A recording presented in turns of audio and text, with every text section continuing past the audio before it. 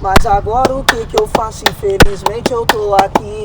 Na rua eu não tive um tempo nem pra se divertir. Eu queria saber como que tá lá fora. Aí eu perguntei pro parceiro lá da escola. Agora nessa hora eu tava jogando bola. Eu não aproveitei, joguei minha liberdade fora. Soltou pela juíza pra ela me mandar embora. Meus pais me querem bem, a justiça me ignora. Os dias de visita eu consigo acreditar. Quando a minha coroa vem aqui me visitar, olho pro rosto deles, dá vontade de chorar. Olho pro rosto deles, dá vontade de chorar.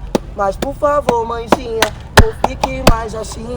Não foi você que quis, foi eu que quis isso pra mim. Vocês não teve culpa das coisas que eu fiz.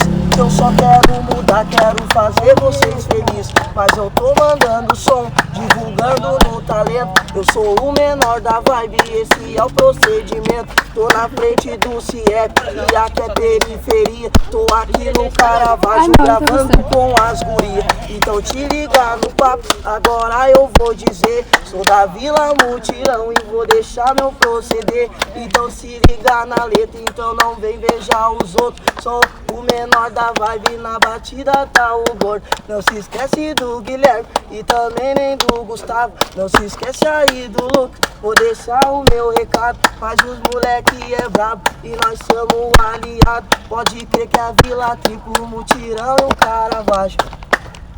Tudo.